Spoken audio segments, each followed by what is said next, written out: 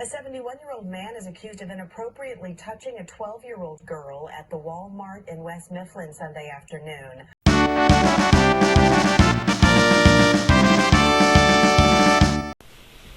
Welcome to yet another one of my weird, stupid update videos.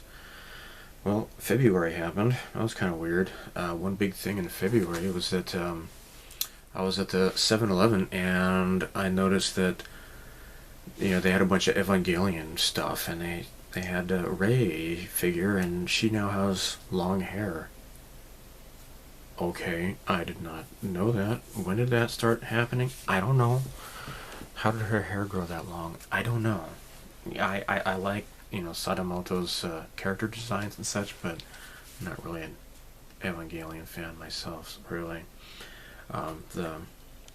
What was it? I guess it was in February, right? The book of Boba Fett wrapped up, and that was kind of cool. I mean, very valid criticisms for the people who don't like it. Boba Fett is way too old. Yes, they should have had what's his name? The young guy who played the young Boba, the kid Boba Fett. They could have had him play the part, I guess, unless he's like totally out of shape or something. I don't know. I saw him like 11 years ago maybe 12 years ago at the Phoenix Comic Con. Can't remember his name right now, but anyhow, I thought it was cool. I mean, I like the Chun-Li chick, and of course the Mandalorian showed up, and the whole riding the Rancors. That was actually taken from there was I think it was the Courtship of Princess Leia by Dave Wolverton, which is like a real hit or miss novel. It had some cool ideas, like these Force witches that would ride these Rancors and such. And I think that may have been integrated into one of those cartoon shows, the Clone Wars or something. I don't know. I'd never bothered watching any of that stuff. Of course, though, for me, the real excitement is in March.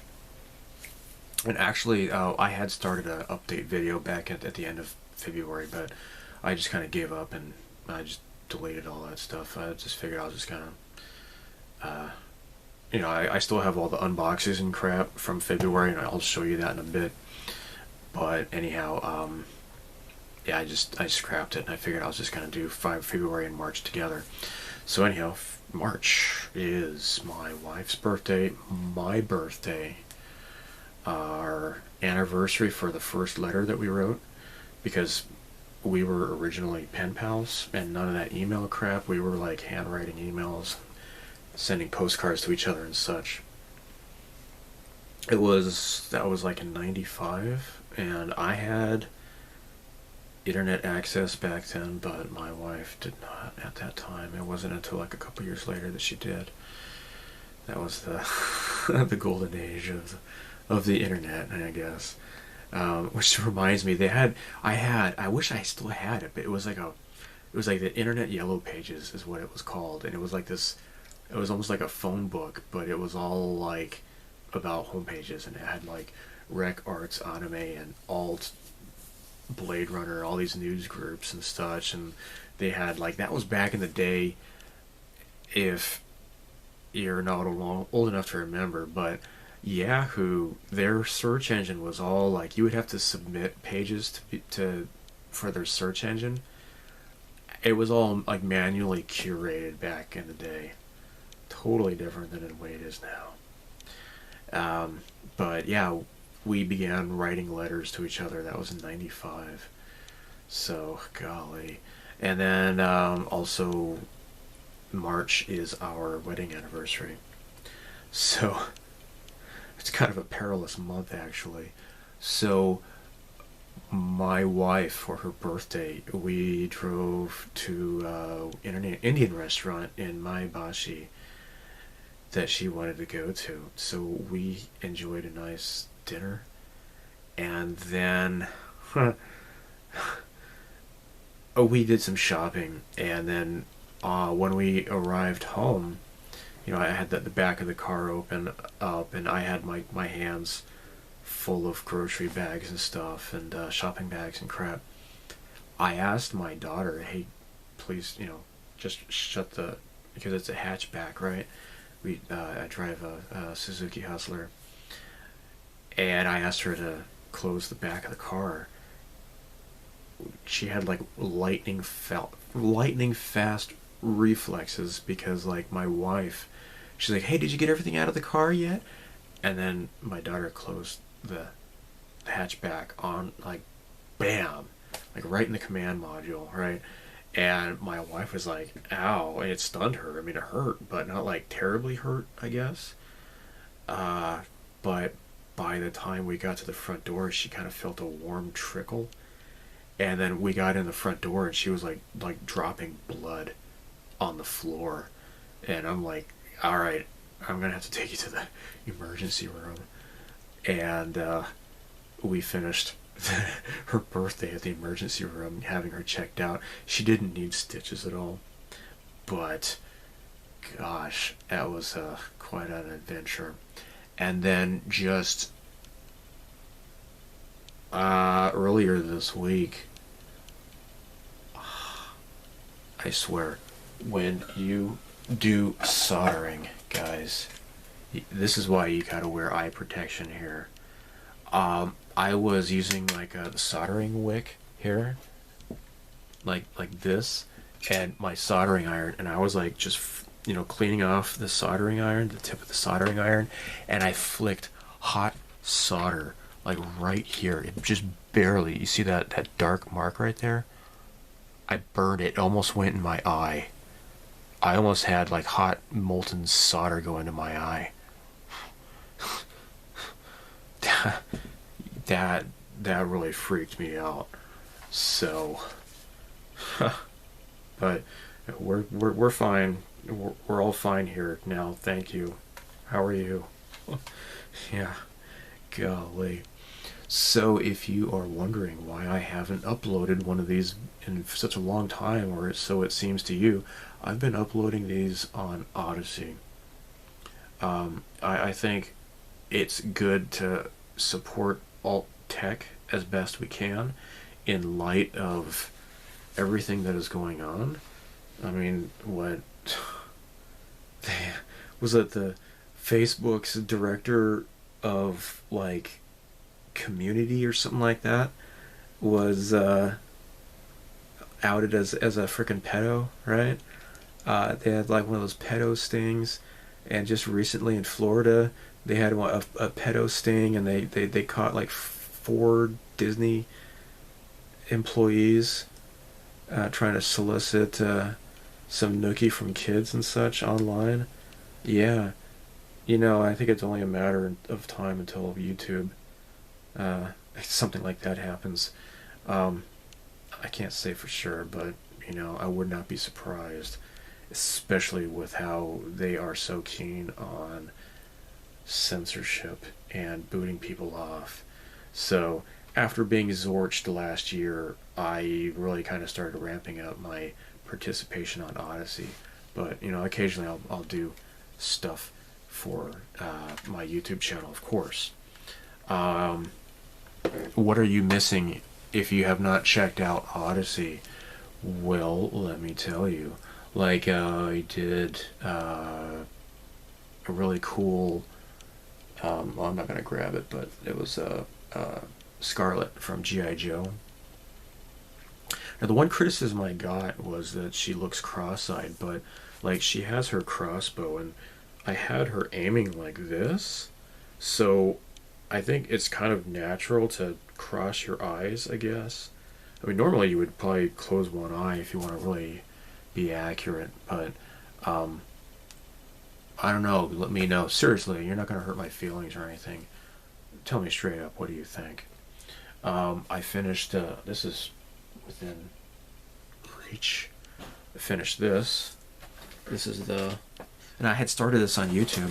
What I'm going to do is, like, a lot of the, especially the Star Wars Bandai vehicle collection kits I had started on YouTube, I'm just going to finish them on Odysee, because I also started the Super Star Destroyer. I'm gonna finish that on Odysee. I'll probably do some other stuff like that on Odysee, but like check this out. So I on a black light, check this out. Okay, pretty cool, huh? I use that reflective paint, that blue steel arpeggio paint, to make the engines light up on the Millennium Falcon. I think it looks pretty cool.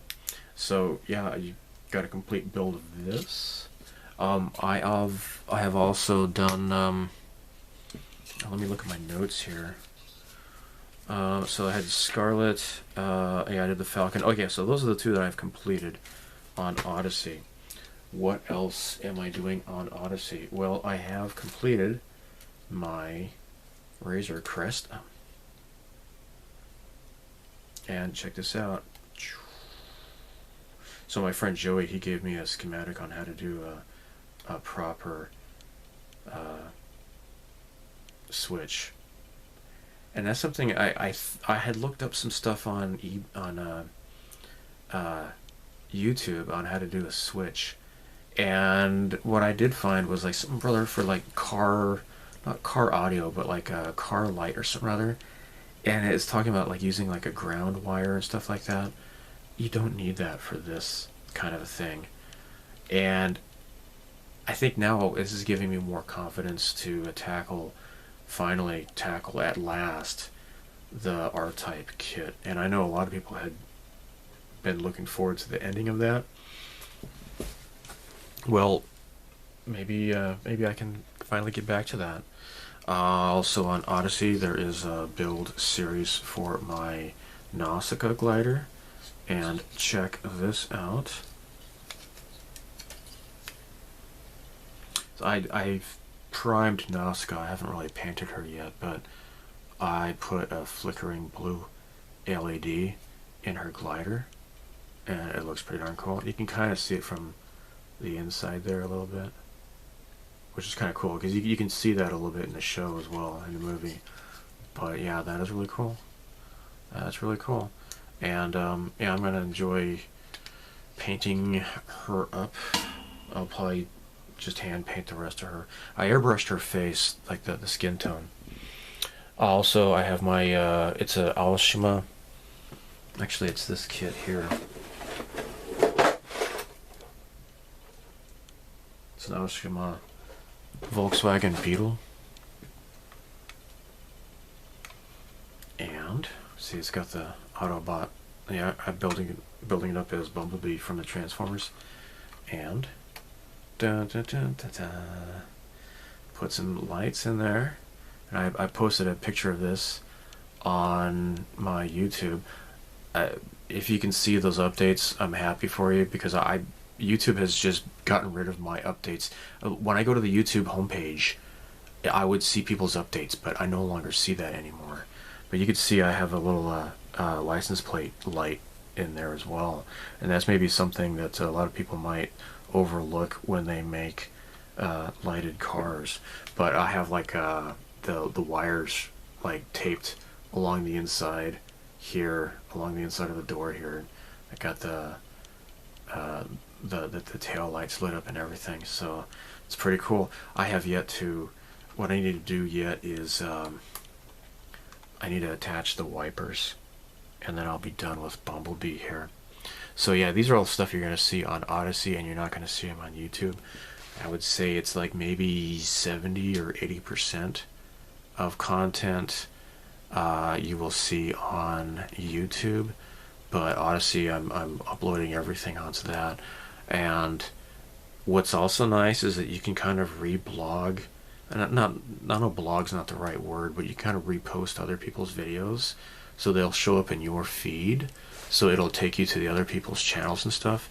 I really like that. That's really cool. I mean, I don't want to go overboard with that, but if there's some really cool stuff that I want to share with people, I can do that on Odysee.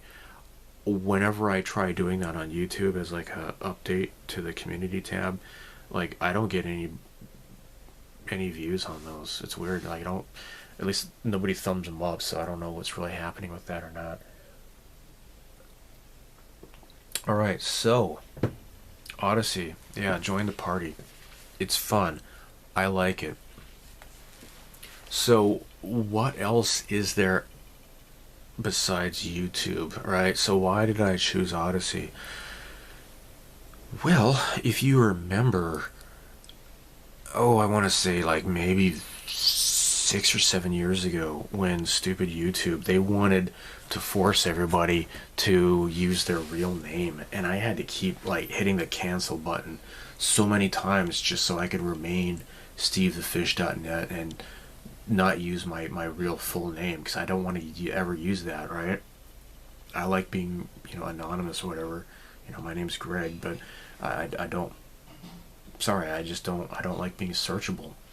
People who know my real name, if you search for me, you're not going to find anything, because, no. I want this about, like, hobbies and stuff, and not being judged. That was my original idea, is when I created my website, stevethefish.net, and I have been updating that kind of stuff as well. I wanted to just not use my real name, right? So my website, actually, this year, well, I think it was last year, I installed something called Lychee, which is like a image sharing service, and I can post stuff, and I can create different categories and stuff. Flickr, I used to use Flickr all the time until I maxed out, and then I have to pay to keep uploading stuff. So I think what I might eventually do is just delete everything off of my Flickr, and then just kind of start over, I guess. But I've already moved all of my Flickr stuff to my Lychee, so that is on stevethefish.net/photostream. As of January, I started something called Greg's Stuff, or whatever it's called. It's just stevethefish.net/stuff, and that is kind of it's a WordPress thing, so I'm embracing like 2003 technology finally, right? And that's just random thoughts or whatever. And of course my regular site as well. I've stuff I've updated on there. Recently I did a photo gallery of my recent trip to Lobby 1 in Takasaki. So if you have ever been to Japan, hopefully you were able to visit Akihabara, and particularly Yodobashi Camera. Yodobashi Camera is just this immense freaking building. It's ginormous. And they have like one floor that's just all entertainment stuff, okay? And that's where they have like toys, they have like jigsaw puzzles, they have video games, they've got, heck yeah, I think that's where I bought I bought a digital camera there once. I bought my my Sony PSP handheld there. Of course I bought tons of models there too. It is just a super awesome experience to go there. Their models section is just amazing, and they have so many paints there, like finishers. Probably people outside of Japan don't even know finishers. I don't own any finishers myself, but I mean they've got lots and lots of paints there, and I think you can find Citadel paints there. Maybe Vallejo. Yeah, I'm sure they have Vallejo paints there for models. It is just incredible.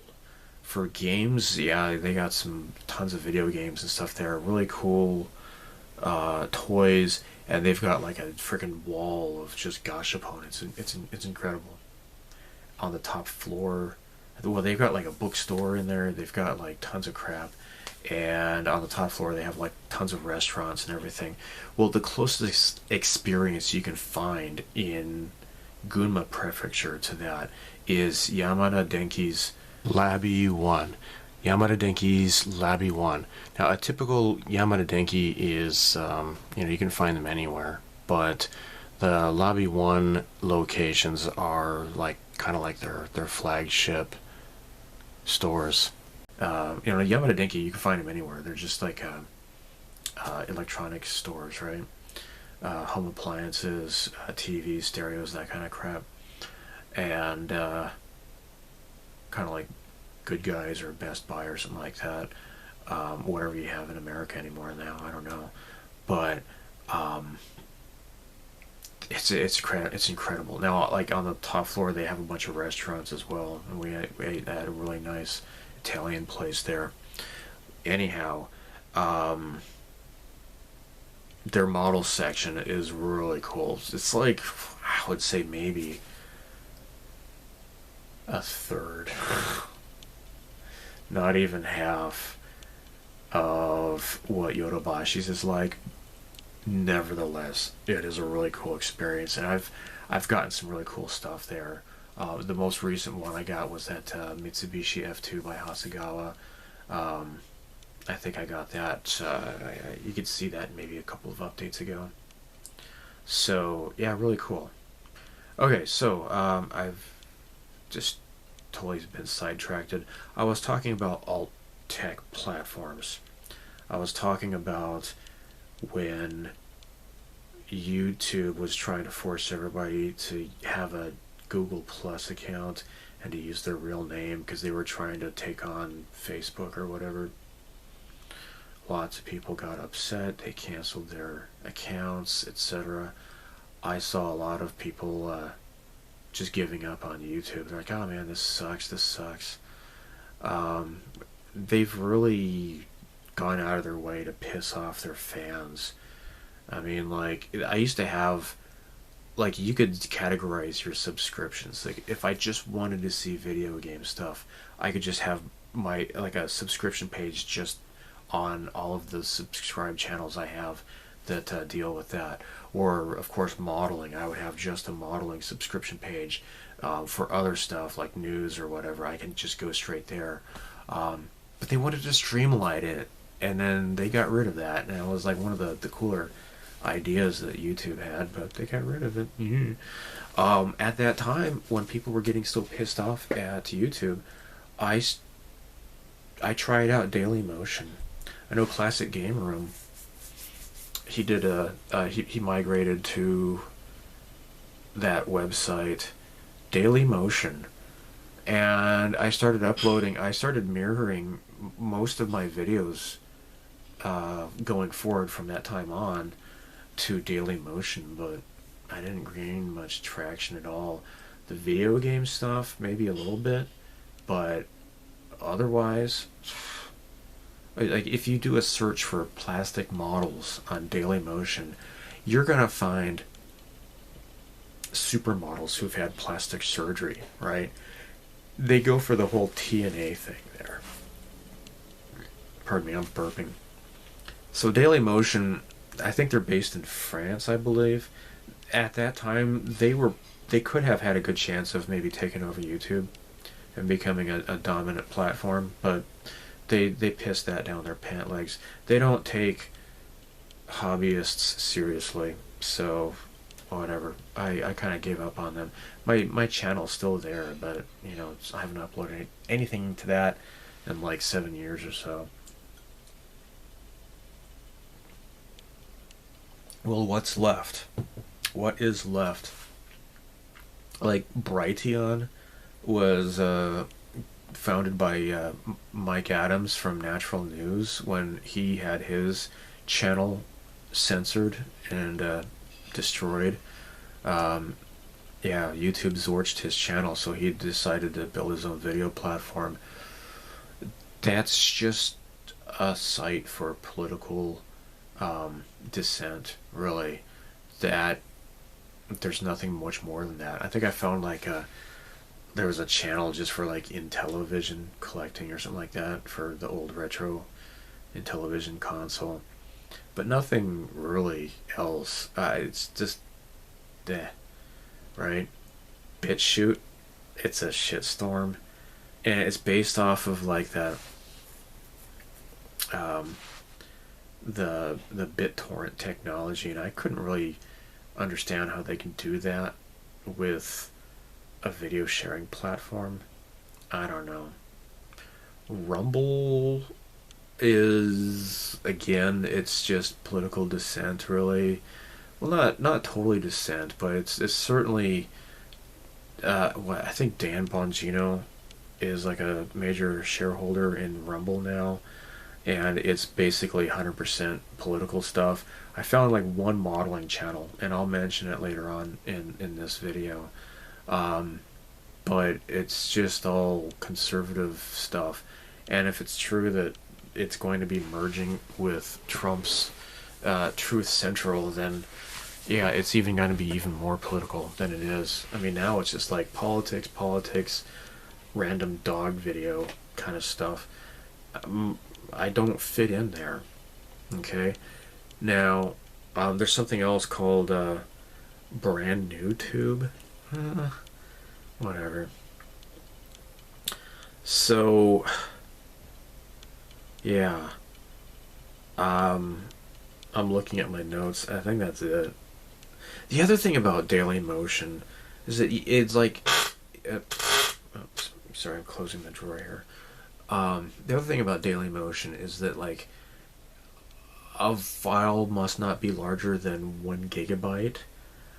Additionally, it could not be more than 1 hour. And like, how am I gonna know until I finish like processing a video if it meets those criteria? It's like, come on, what the hell, right? So, yeah. March. There's great significance to the passage of time.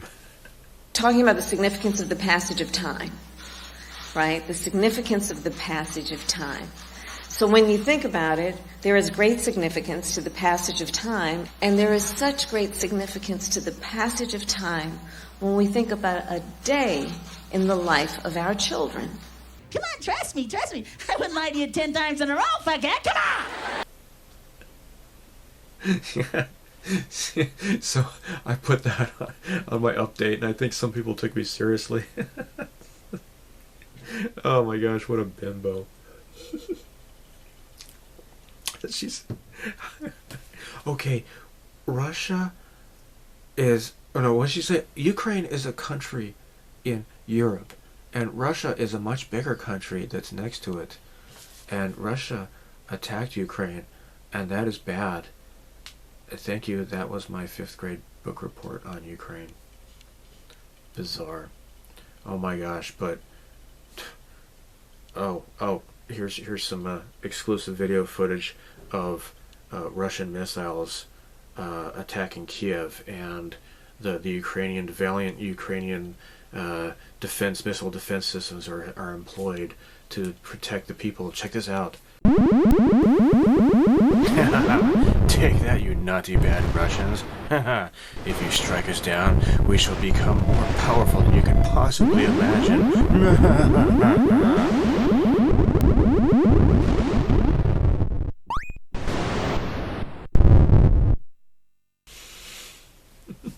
Gosh.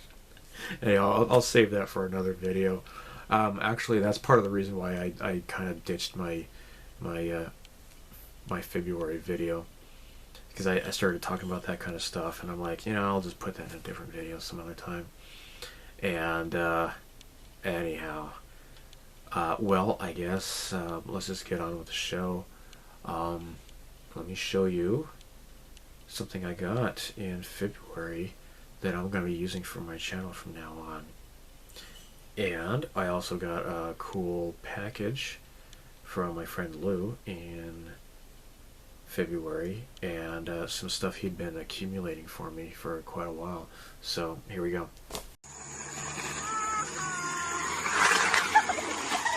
You've got mail. Okay, guys, I got a package from my friend Lou in America. Jared knows this guy. Of course, Rebels at Cloud9. So yeah, he Skypes with my friend. Yeah, we get together and we Skype on weekends and such. Honolulu cookies. Check it. Macadamia mini bites, chocolate chip, dude. All right, this is cool. Alright, I like macadamia nuts. They're all yummy and stuff. So, oh my crap. Dude, how did he get this? Wait a minute. What? Alright, so this is something else. I have never had a Famicom. I've never had... Okay, so I had an Atari 7800. Okay, so I had like the VCS, Atari VCS, which was later named the 2600. When that went kaput, and I had like the original one, like with the wood grain, simulated wood grain panels on it and everything. When that went kaput, I got an Atari 7800. I want to say maybe the 7th grade. My friends had NESs, Nintendo Entertainment Systems, the old 8-bit Nintendos. I've never owned one. And now I have Space Hunter. I've never seen this game before, but it involves a chick with a sword. And, dude, I mean, chicks with swords? I mean, come on. How is this not cool? By Kemco. I've never seen this game. I'm going to have to look this up, and I have no way of playing this. However, RetroPie. I've got this on RetroPie. I'm sure I've already downloaded it by now. Check this freaking out. Get all the freaking way out. Is this like... This has got to be Uniqlo America, maybe. This is a Gunpla shirt. Oh my gosh. This shirt is awesome. RX-78. Oh my crap. I think... I know some of my students are going to be jealous of this. This is cool. Okay, let me reposition this. It's just... I need to get this in frame, guys, right? Look at that. RX-78 2 Gundam. How is this not cool? Alright? That is awesome. Uniqlo. Uniqlo. I've never seen this at Uniqlo. Oh. I think okay. This is some bribe money. I think he wants me to buy some crap for him. You didn't need to see that. Oh my cow. Okay. Yeah, I think he's sent me some money to get some crap and stuff for him. Alright, now I did know... I did know I got this. Aura Battler Dunbine on Blu-ray. Now, Carl Macek, may he rest in peace. He's one of those who have passed away that I have to really, really thank for my childhood. You know, Carl Macek, Glenn Larson, Jim Henson. I'm sure there's others that I can't think of right now, but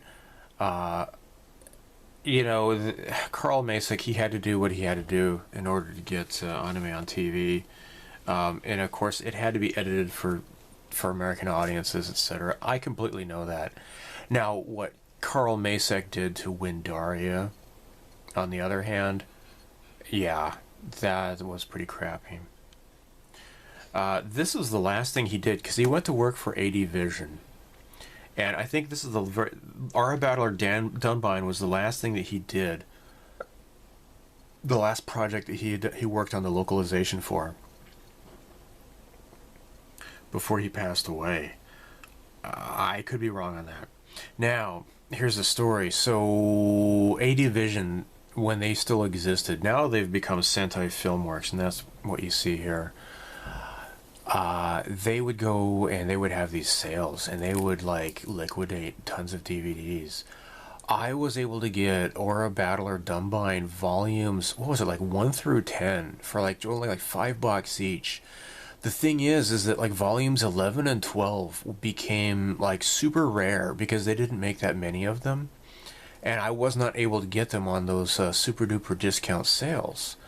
So those DVDs were going for like $100 or something, and I'm like, dude, there's no way I'm gonna buy these. So I actually I torrented those videos. I got like the fan subs for them, and that's how my wife and I were able to finish watching Dunbine.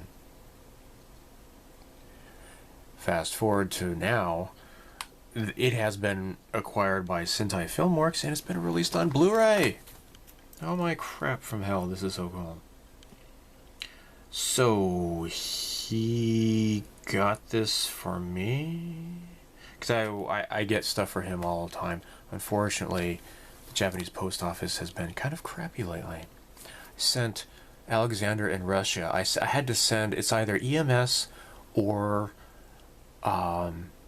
surface mail. I sent him a big box, this guy in Russia, in November. He still hasn't gotten it yet. I'm like really, really upset about that. I feel bad for him. Because like a month later, in like early December, I sent a package via surface mail to a guy in Australia, and he got his by the end of January. And that kind of is sad. So anyhow, I haven't been able to send anything to people for a while now, and it's kind of sad. But anyhow, I got a flashing light. I'm going to change the battery and be right back with you. Okay. Alright, so let's move on here. Some of these things I bought for myself. This is cool. Alright, so I like Perler beads, and this is a book of Perler bead designs. Oh my shit. It's the frickin' Death Star in Return of the Jedi. How is that not cool? I mean, just... Holy crap. Boba Fett? Look at this. Frickin' awesome. Dude, I'm like... Look at this damn sticker. Thanks, sticker. You just ripped the front of it. Frickin' gay sticker. I swear. Yeah, I'll pass on that. Here's Han and Lando, whatever. There's an ATST. You know, some of these are kind of gay. Oh, this is cool. This is Darth Vader, dude. And of course, they're going to look better when you actually see. Like, actually, it looks like crap to my eyes, but on camera, it looks pretty cool. I can see the Darth Vader pretty clearly. Here's Yoda.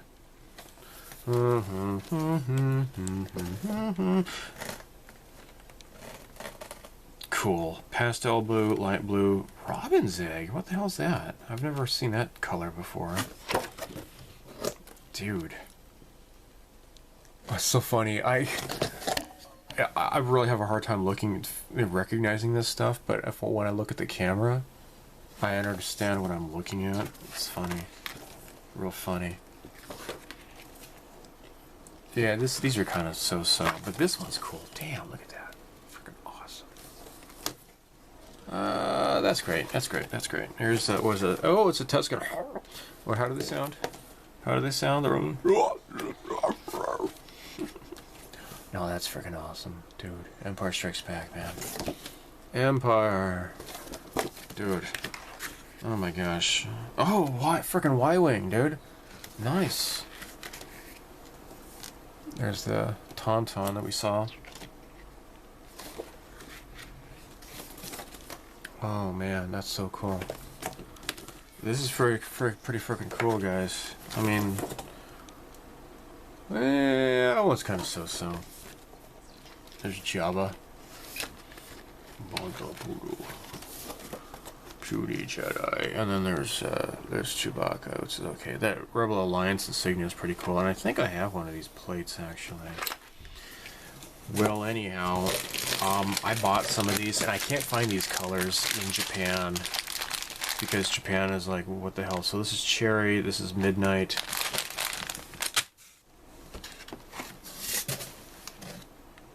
What is this? Oh my gosh. This is like, what? This is like Minecraft or something? Minecraft. Oh, this is for my daughter. This is totally for my daughter. Oh my gosh, I'm gonna give this to her then. Because I don't like Minecraft so much, but she likes it. And then what color is this? This is tomato.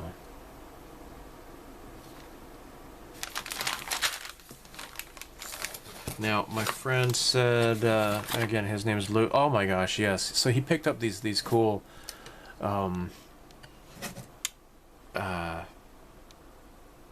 Star Trek ornaments from Hallmark, and he got this at Bookman's.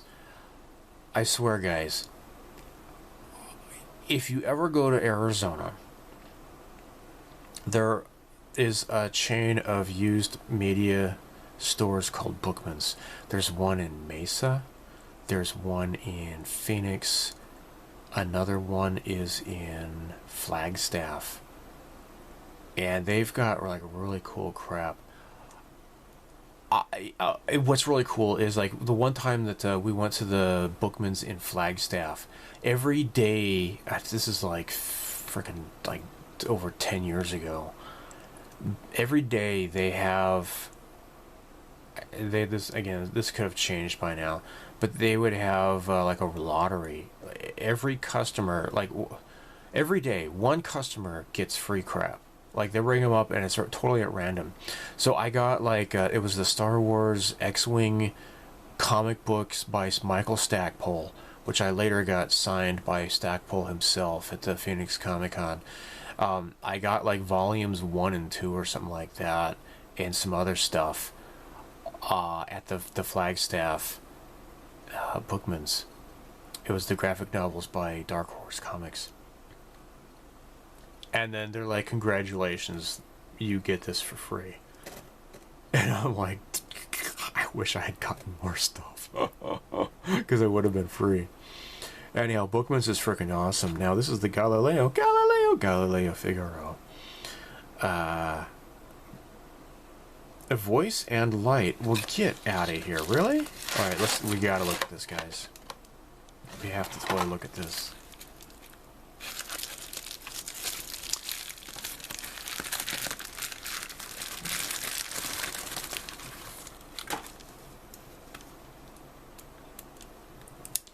No way! It's powered by the frickin'...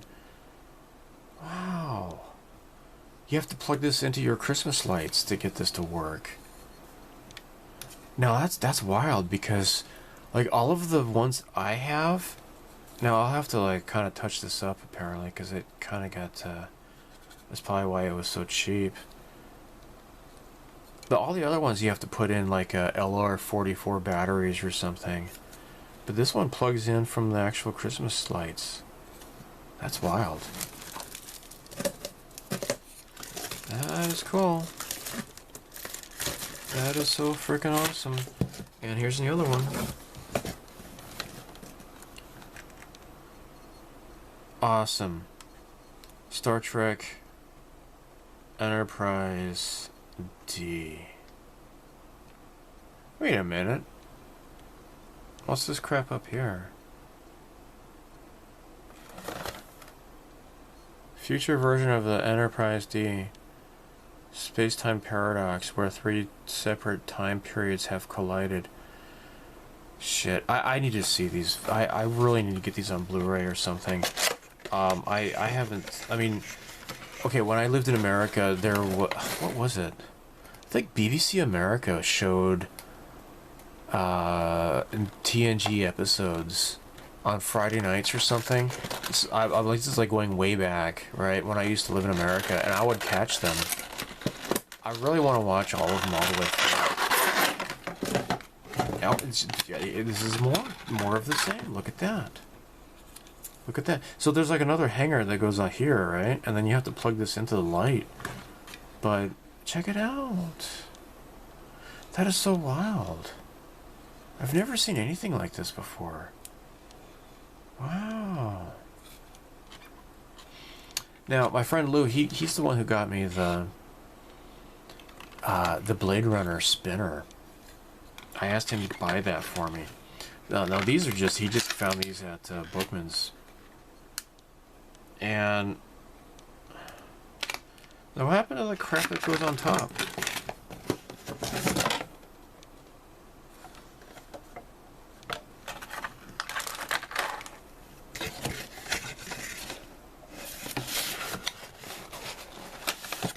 It's just a hanger here. Oh. Well, it doesn't come with the extra crap that goes on top. That makes it special. Weird, huh? Goofy. Now, there's no button to push, so I think it just stays on. Dude, I'm gonna get my Christmas lights out just to test these out. It looks like it's supposed to come with some other parts to this, but alas, it was not meant to be. But you know, I can't complain because A, I didn't have to pay for this, and B, my friend didn't have to pay much for this either. He bought both. Yeah, this one's for $8.50. He got both of these at Boatman's. So how is that not cool? So my friend is a total Star Trek fan. Huge Star Trek fan. He and Jared, they can talk about how crappy Discovery is, and I'm like, I don't know how they can stand to subject themselves to that terrible TV show. But no, this is something else. Oh my gosh, this is so heavy, man. Cheddar Bay biscuit mix, and he told me he was going to give this to me, and man, this is so heavy. Like this box would have cost a lot less, I'm sure, if he didn't put this in there. But this stuff is awesome. My wife and I had a credit card in America, and we would get points for it, and we would get like these $25 vouchers at Red Lobster, and so we would go there and chow down on lobster and stuff. And those biscuits were like just freaking awesome. We would get that. We would get the calamari. I kind of miss Red Lobster. There's not a whole lot of American food that I really miss. Red Lobster is one of them, and another one, of course, is in Arizona only. It's called Chino Bandito, and it's like a fusion between Chinese, Mexican, and Jamaican. And the owners are like this Chinese guy who's married to a Mexican lady, and the food is just phenomenal. It's like a fusion food. It's really great. So this is really cool, really cool. I'm really happy I finally got this. Nice.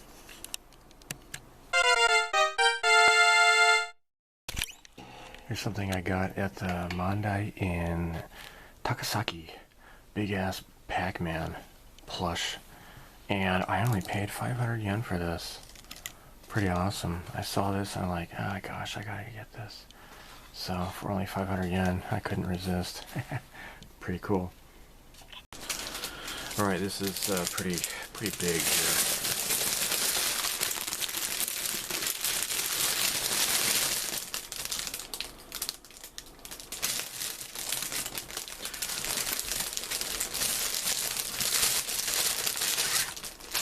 This is I don't, what would you call this? Photo box or something. Comes with lights and a little tripod for a camera.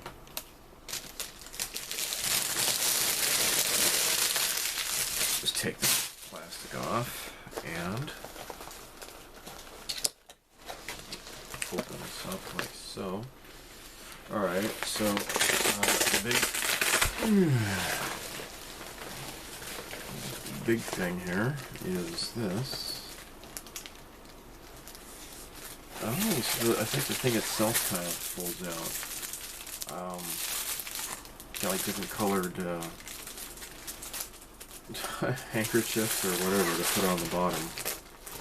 But perhaps this thing itself becomes the actual box. Is this, am I in the, can you see this? Yeah, okay.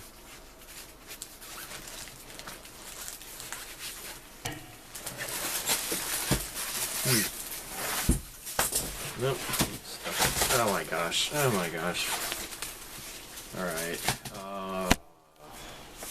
Alright, so apparently it makes the box like so.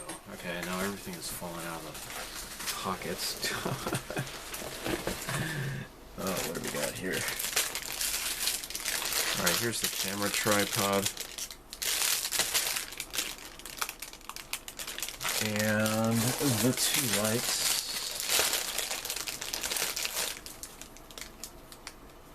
Ooh, I'm not entirely sure what this is about. Oh, it goes like this. Oh, okay, maybe that's like the base for that tripod thingy. Okay.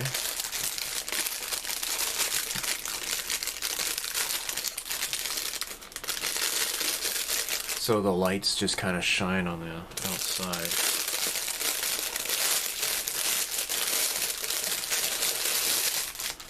Okay. Oh, look at that.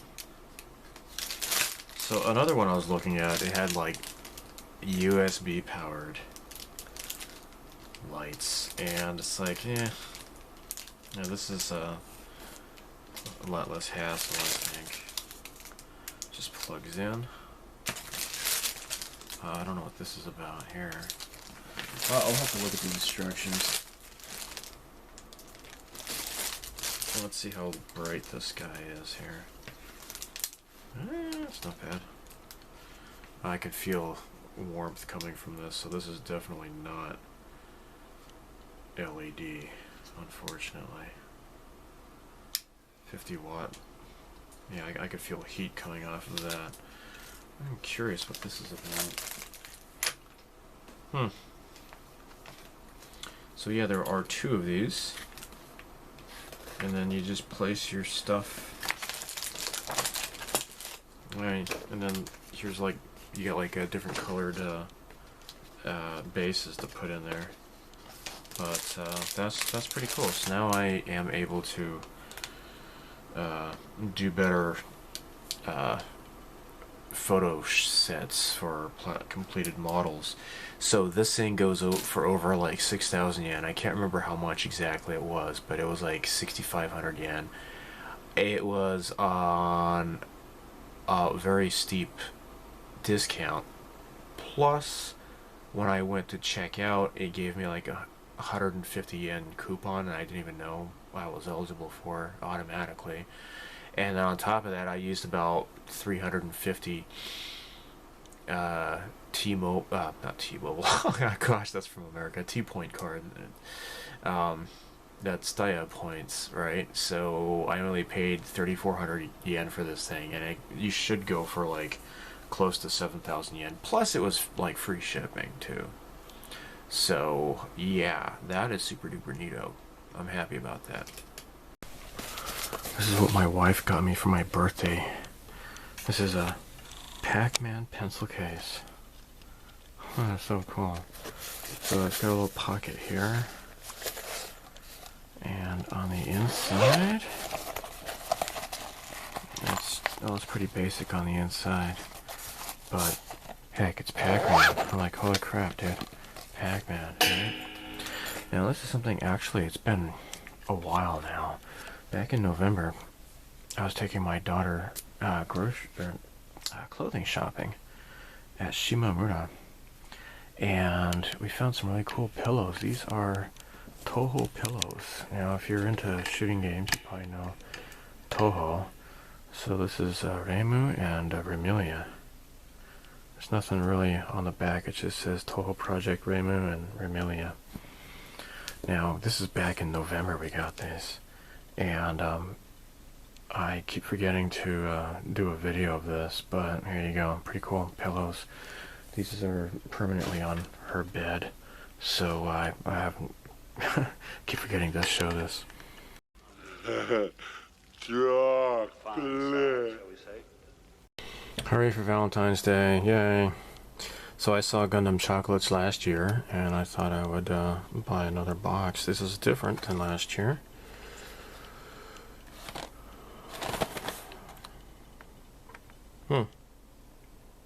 Alright, let's take a look at what's inside. Looks like just shows the different stuff there. It's probably all tastes the same, I guess. I don't know.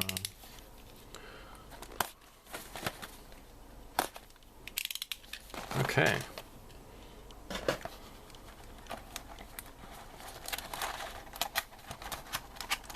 Oh, isn't that beautiful? Okay. Wow. Yeah, that's right. I remember last year it had like the Gundam shield. It was like the red shield with the yellow cross. So here we go. There's the RX-78 there. There's the Xeon. I'm sorry, the Zaku 2. And here's a Gelgoog. Is this focusing okay? There's Lala Soon. Cool. There's Shar. And here's Lala as well. And this looks like it's a big ass white chocolate disc with edible ink. And then here's Amadore. Isn't that great? I don't know. Gundam's pretty cool. I feel plastic. Hey, hey, hey. Alright, this is cool. Package from Hobby Link Japan. Beaver Corporation. Now, Scott Hards, he acquired Beaver Corporation. So he owns both Hobby Link Japan and Beaver, right? So it only makes sense to buy this from Hobby Link Japan directly, right? Well, you just check this out, guys. This is pretty freaking cool. I got 3 of these sets because, you know, they're super neat, I think. Let's check it out. So, these are not Edward. These are made by Beaver. Oh wait, I'm sorry. Look, check it out. Oh, it even says Edward. Alright. Distributed by Beaver. Okay, never mind. So yeah, even though it says Beaver, it's on the etch it says Edward. Made in Czech Republic. Alright, let's open this up, guys. So that's a photo etch set for the F-15 Eagles. This is the F-15J Eagle. Now, oh gosh. Alright, this is cool. Alright, let's take a look here. It looks like there are layers involved here. Hey, it's got film. Oh, shoot, that's what this is. Check it out. Wow, Bob, wow. Okay. Alright, so the film is essentially just... what do you call this? Acetate, I think the word is.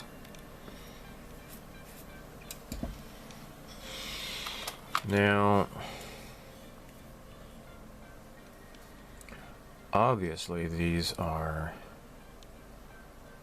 inserts for the engine cans. It comes with seat belts. That's nice. Okay, so now I already have the fine molds. Appropriate seatbelts and such, but it looks like these are photo etch that you would put on the kit supplied parts. Looks like these are like the handles and such. Now here you have the, let me zoom in here. Focus, Daniel-san. I just watched that actually. I watched Karate Kid Part 2. And I remember that was the first one. I saw the first movie later. I think I was introduced to the series when I was... Yeah, that was in '86, I believe. I saw Karate Kid Part 2 in the movie theater, and then later I watched the first movie. I mean, looking back, it's kind of dorky. And so many people got some like really dumb ideas about Japanese culture, like, oh, they're so obsessed with their honor. Well, Japan is not quite like that. I can't speak to what it's like in Okinawa, of which they actually do not speak Okinawan dialect in the movie at all. But anyhow, I digress. What was I saying? Oh yeah, I was waiting for the camera to focus, and it has since focused. Alright, so you got this. These are like the dials and crap. And you're going to lay this on top of that. How is that not cool? Let's take a look at the instructions. Because I don't know what these other things are. I just don't know. And I have actually some parts from one of the kits. Alright, let me zoom out here.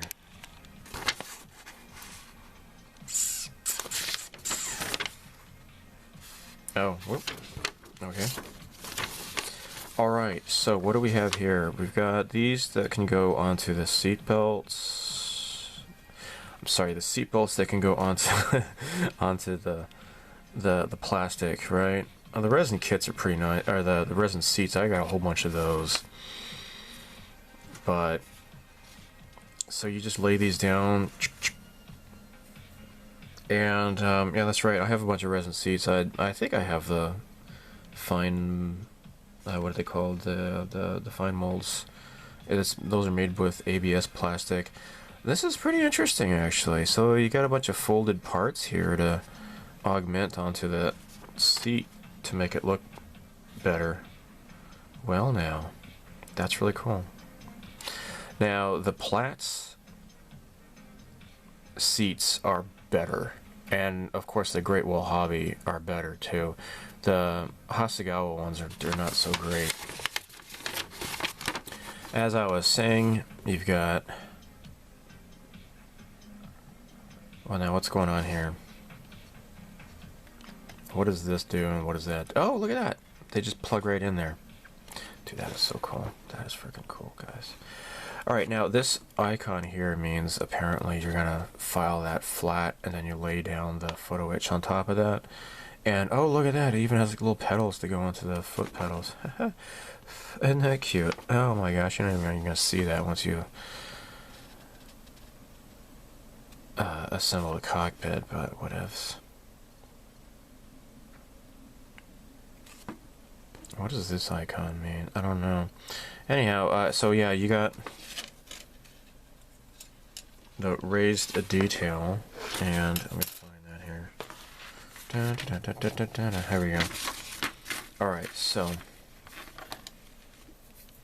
now, as you can see, you've got this protrusion here, and then you're going to be filing this down, and then you got this protrusion here. So you got a photo etch part that goes on top of that, and you got photo etch that goes along here after you file them down, and then you got those little levers and stuff that poke out. That is really darn cool. That is so cool. The seat belts, you know, maybe I'll use those on the Platts, I guess, because the Platt seats are they're just better, I think.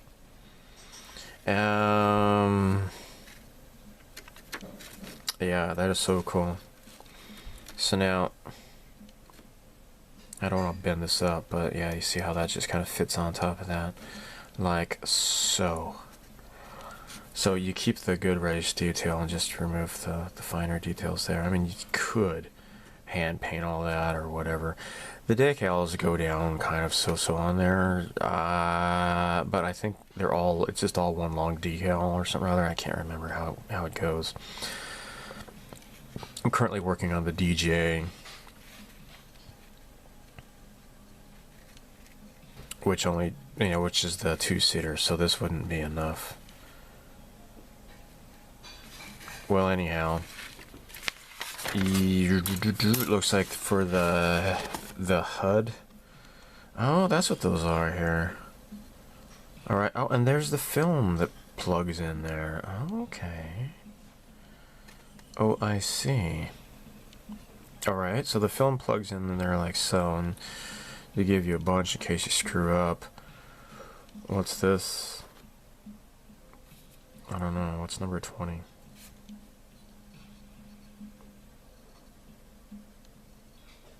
Out. Alright, that's what this is here. I'm not really sure what's going on with that, but whatever. You would probably put that down there before you paint it, because it looks like those are unpainted parts.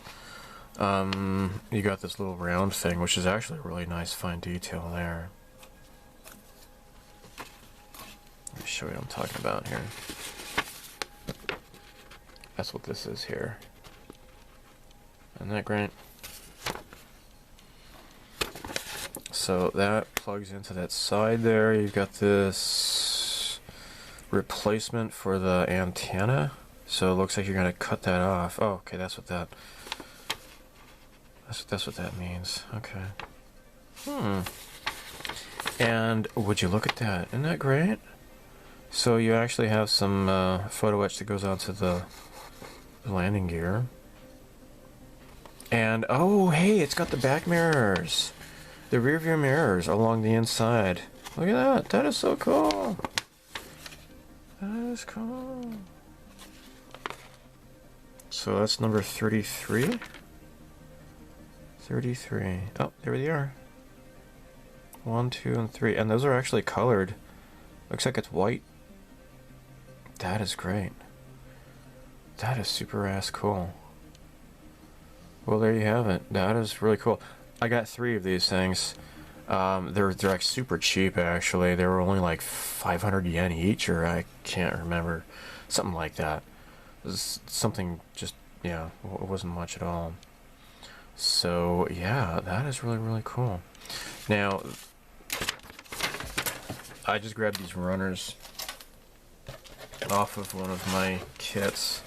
This is actually this one here. It comes with the 3D printed nozzle, the engine nozzles, like these engine cans here. And I just wanted to just grab the cockpit parts. So yeah, now it looks like, oh yeah, that was my other question here. Nice. Alright guys, check it out. This actually lays down on top. So you would have to carefully file this off, but leave the throttle. You got the throttle lever here. Leave that alone. File off the rest of this, and then this lays down on top of that. I like that. I really, really like that. These, I don't know. Do those go on the sides?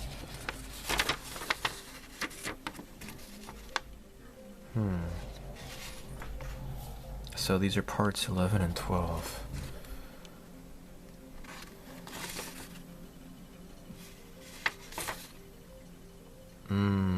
So this is 9 and 10. I don't know.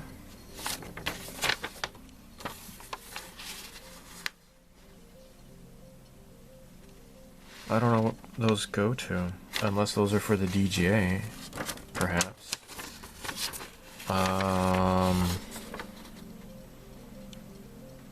Yeah, I don't see where those go, really. I do not see these parts listed. That is a good question. Huh. Well now.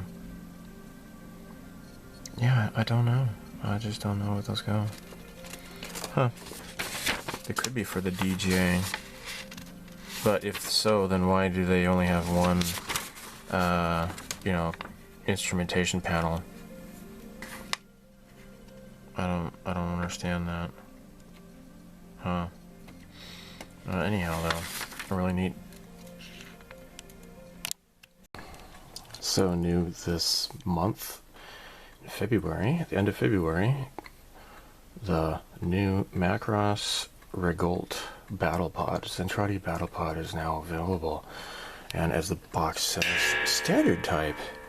And I'm sure that with some replacement parts, we can easily have the heavy missile and the light missile variants as well. Let's take a look at this.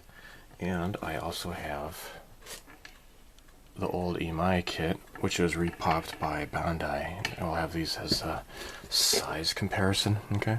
Yeah. Alright. Ooh, look at that. Very articulated, and it has a stand, I believe, it comes with. Okay. Scenes from the show. Let's take a look. Yeah, Oh yeah, and by the way, Big West. They finally come to an agreement with stupid ass Harmony Gold. So Harmony Gold has agreed to stop being stupid, I guess. I don't know. Alright, so this must be the front. And the legs. And I don't know what these are, but I'm pretty sure that's like the front here. Let's take a look at like size comparisons here. Oh gosh, yeah, you can't even really compare. It's gonna be like two different. How's that even gonna compare? Yeah, you'd have to, like, with the parts separation the way this is. Oh, I need to change the battery. Hold on.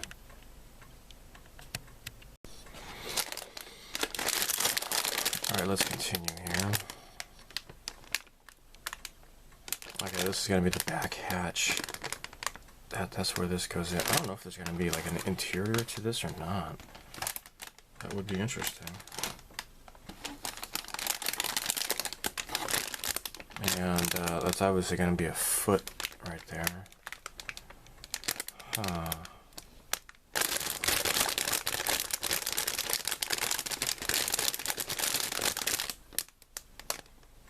Those are those side thrusters apparently. So, bottoms of the feet perhaps? Hey, look at that. So, the old kit comes with clear lens parts, and then this one comes with clear red lens parts. So I think it's got like these cameras in the feet or something or other. I don't know what those are. Sensors somehow. And of course this comes with the stand. Lots of squiggly marks. Now let's look at the decals for the original. Yep, considerably different. Oh, look at that. That's pretty cool. It's got the Zentradi mark on there. Some of these are very similar, right? You got like that, what's that? It's kind of similar to a Greek alphabet thingy, I guess. But, interesting, okay. Oh. Very cool. Of course I want to build both of them eventually. And do a comparison with the two of them. Wow. That's great.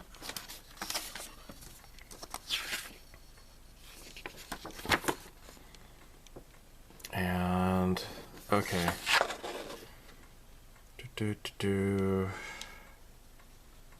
Okay, so, yeah, it's a total snap kit, right? It's got poly caps involved, and there's not going to be any detailed interior at all, it looks like. But, you know, I don't really care about that so much. Heck, I mean, if you're going to be, if you want to like light up the lenses or whatever, you can put like a battery, make this into a battery compartment maybe. Alright? Yeah.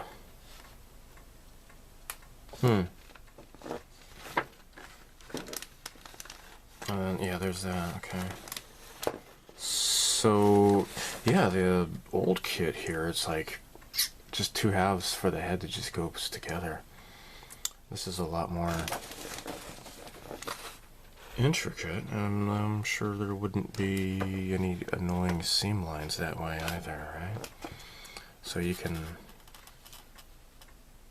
R5 or R4?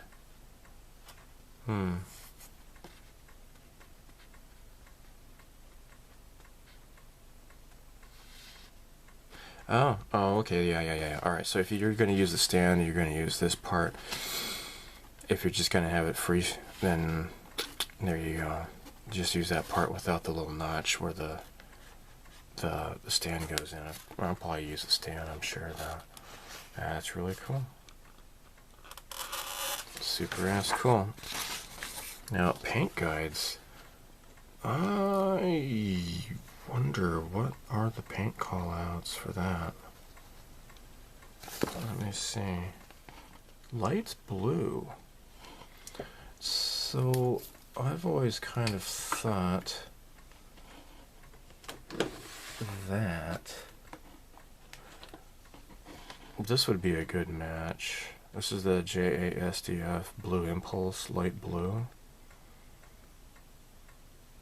Oh yeah, it's right there. Look at that. Oh my gosh, it even says, dude, I'm colorblind and I've got that figured out already. And it says 67, which I think is like flat white, I think.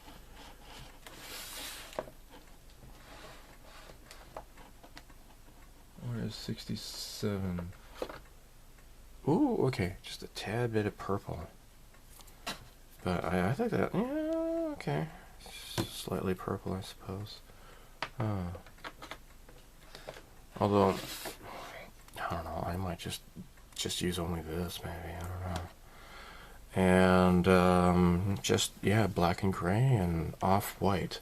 311 is...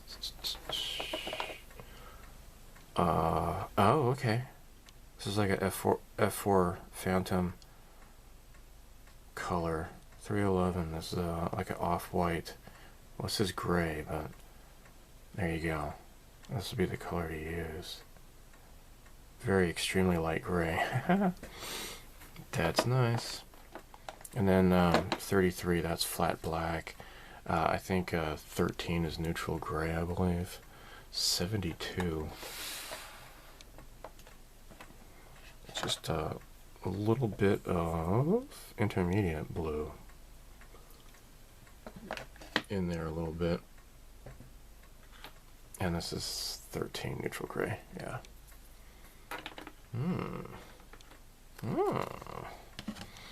Yeah, this decal sheet's pretty darn cool. That is cool. It looks like you can, like, these are like all individual. So you can like make your own individualized. So it's got the squadron name. That's what that goes on. Dude, that is so cool. So like not one single one is going to look identical to the other. You can just make up your own. Right? That's cool.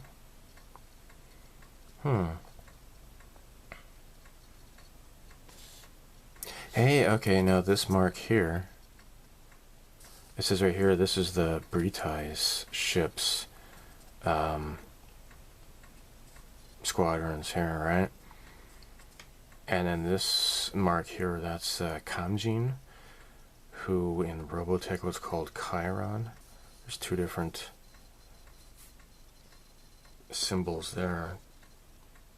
That's cool. Now let's look at the old kit. And it's got that same... Okay, yeah, this is the British mark there. Okay. That's pretty interesting, okay.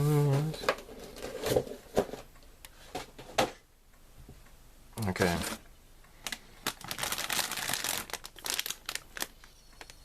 These are as is. I don't need to take those out of the bag. I don't think it's going to be too...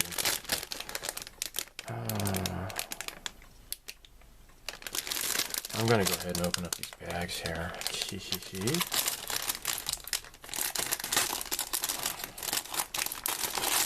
Who knows, I might have even more Macross builds in 2022. Alright, so the guns are just two halves here. And I think that's like those thruster nozzles, I think, on the side, perhaps. Dude, cool stuff. Looks like this is the bottom of the feet, maybe?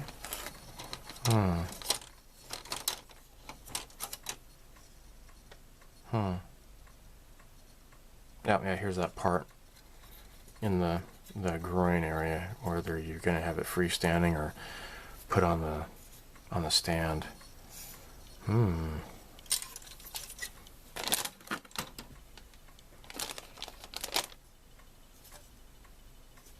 Oh, got eyelash in there somehow. I assume it's mine. I don't know how that got there.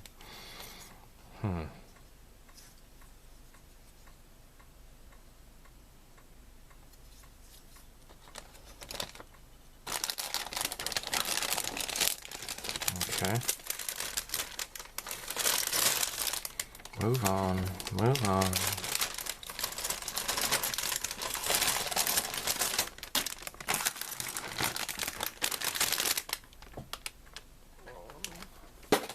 Yeah.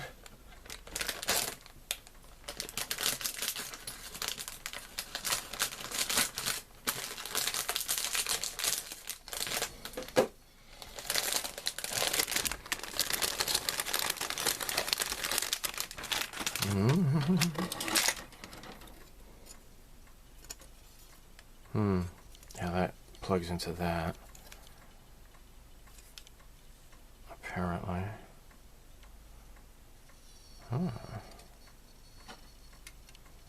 Okay. Nice. Got this little roll bar effect going here to keep this from getting damaged. And then I think these are like this is that top turret perhaps.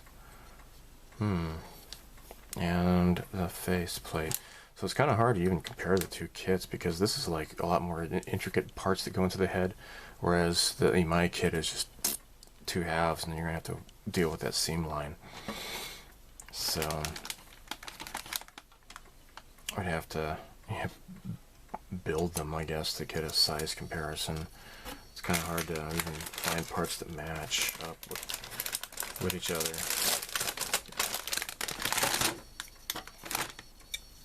So this is obviously one of the legs.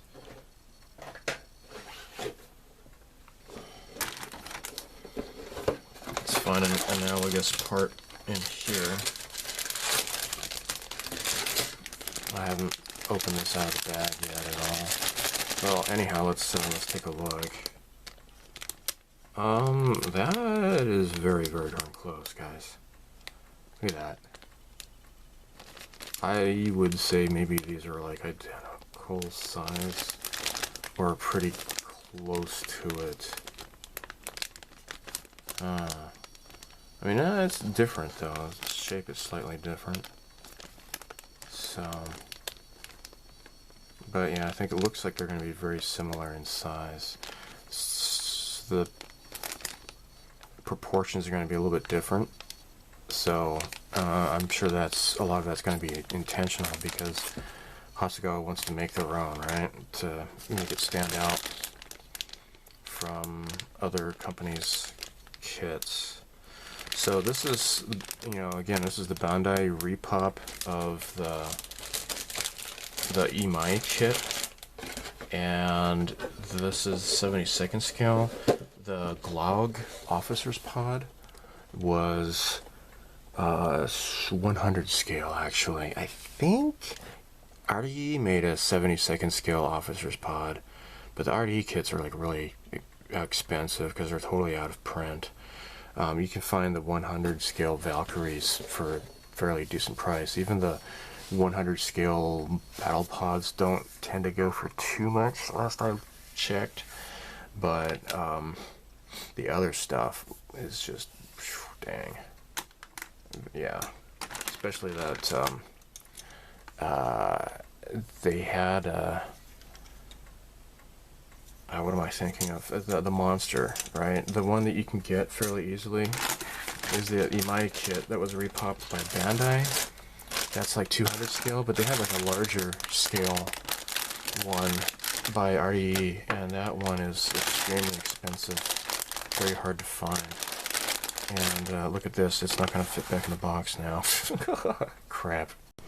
Well, now, for the month of March, this is what I got. This is a repop of the old Imai kit. This is a 72nd scale Defender from Macross. Now, I had built the RDE 1/100 scale kit, and so. Again, I've said it before, that RDE, they tend to have better decals, and like they've employed polycaps and stuff, but the Imai have better proportions and they're just better engineered. RDE, their Macross kits are just not that great. Some of them look kind of just ridiculous, actually, their proportions. But anyhow, yeah, this is 72nd scale. Now, Wave had made some 72nd scale Destroid kits once upon a time, and unfortunately they no longer make those, I guess. But like, beautiful, beautiful artwork. So the deal is, I forget the name of the artist, but he was kind of going for that Tamiya armor type artwork when he made these. The box art for these Imai kits. This has clear parts for the lights, and that is super, super cool. Not only that, but, you know, I'm going to have to test this out. It even has hollow parts for, you can even put LEDs in those things. Right? So it has those, on the chest, it's got these big, huge spotlights, and also it has lights on the knees as well. And it has clear parts for those. Go figure. That is really cool. And I noticed that with the kit that I'm also making, the also repopped by Bandai. It's the 72nd scale Valkyrie. That also has perfect size parts for doing the lighting. Now wait, this is that is the wrong size. I thought I had I totally freaking do. Holy crap, guys. Now, this is so cool. You know, okay, I would have to drill it out from the behind, but it would seem that, look at that. How is that not cool? I mean, just go to hell if you don't think so. Go straight to hell. Do not pass go. Do not collect $200. There is your light right there, guys. In fact, I think I can cram a... There we go. Let's do this. So yeah, I'm definitely thinking about lighting this, right? Look at that. That is so freaking awesome. Holy monkey dick. That is so cool. Right? Of course it is. Now, I don't remember this thing having to be clear. I'm not sure what that's about. It's kind of weird, but whatever. And it also has lights in the knees, but I don't know how that's going to be facilitated. So, yeah, there are no polycaps in these EMI kits, but the joints are, I mean, unless you're going to be moving them constantly, you're going to be fine. I would say that the cannons are also going to be easily lightable as well. If you want to have like a rapid fire blinking LEDs to put inside there, I would think that would be possible. I'm going to open up the bags because I am a stupid piece of crap. I mean, the way things are going, there's going to be like mass starvation across the world, and I'm just going to have like a pile of model kits that I won't be able to eat, alright? Oh, I sure hope it doesn't come to that. This really does have nice, it does have good detail and such on these things. Look at that. I'm not even sure where these parts go, but there you go. Now where did I put that LED?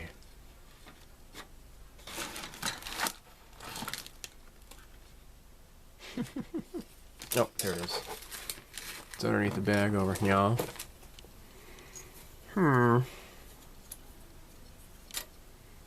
Well, if you cut the leads short, you can just have some thin wires going through there. I would say that that would fit definitely. You could also kind of cut away the these parts here to have rapid flashing LEDs in the gun arms. That would be pretty freaking badass, I would say. That That's cool. Yeah, you can maybe hide the resistor in here, maybe. You could do that. It's a free country.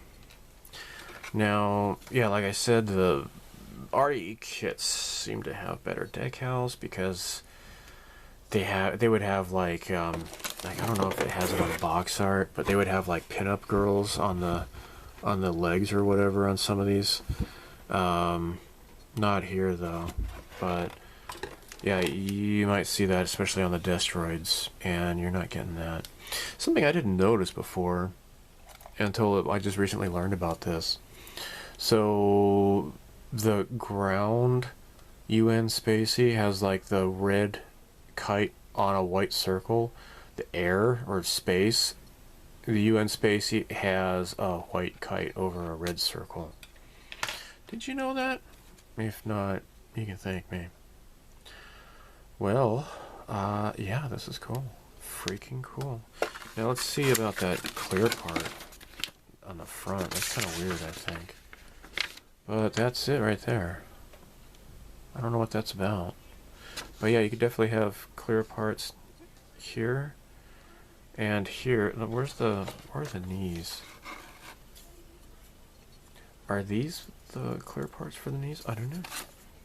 What do you mean? Where are the knees? How are they made? Okay, so it's these parts here.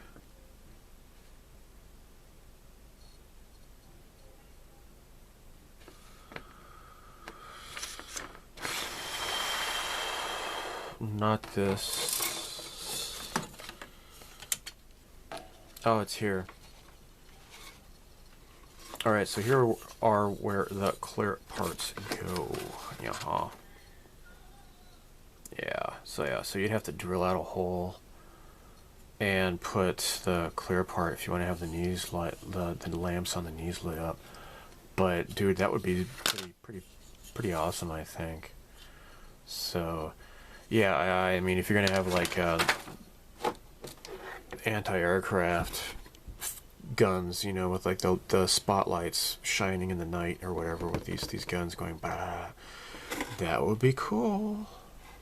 That would be cool. So you already know what my plans are for this kit. Whenever I get around to building it, I have no idea.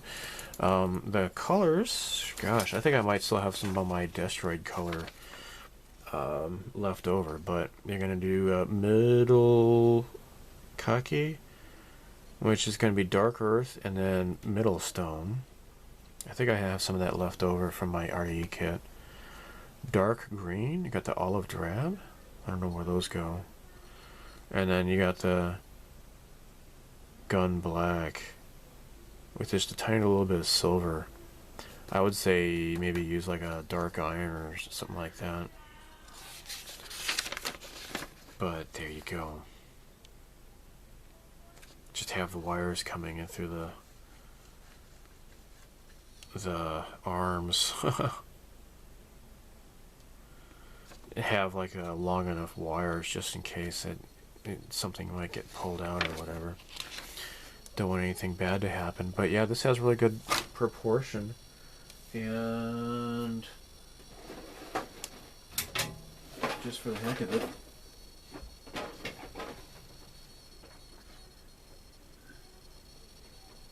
here is it's a little bit dark actually, but anyhow, yeah, this has somewhat okay proportions, but the way it's kind of really finicky how it fits together, and I would say it's not too bad.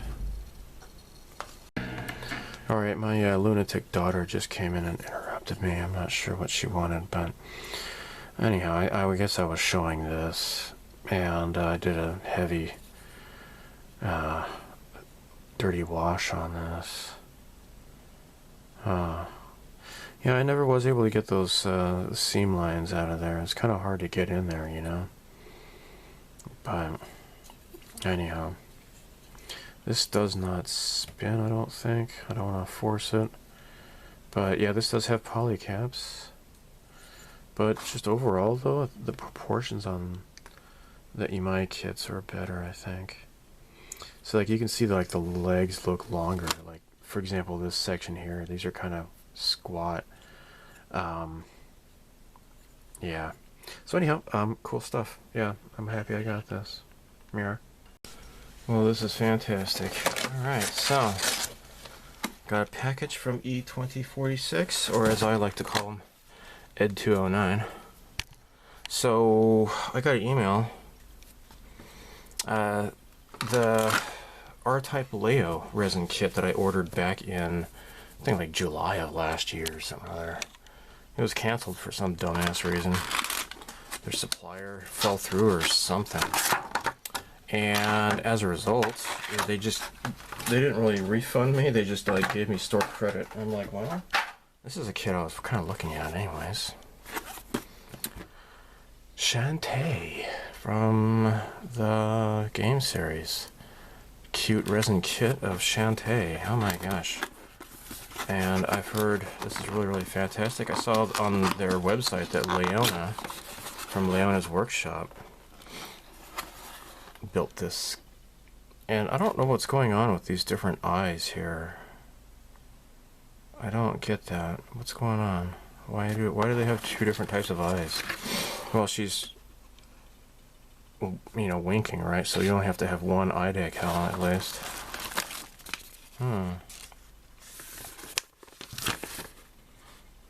So why does it say that, Alright, well it says, use a hairdryer if necessary, etc. I don't get why they have two different types of eyes. Weird. The example they give you is the darker one, but they also have a lighter one, and I don't know. It's kind of weird. Well now, here she is. So let's take a look.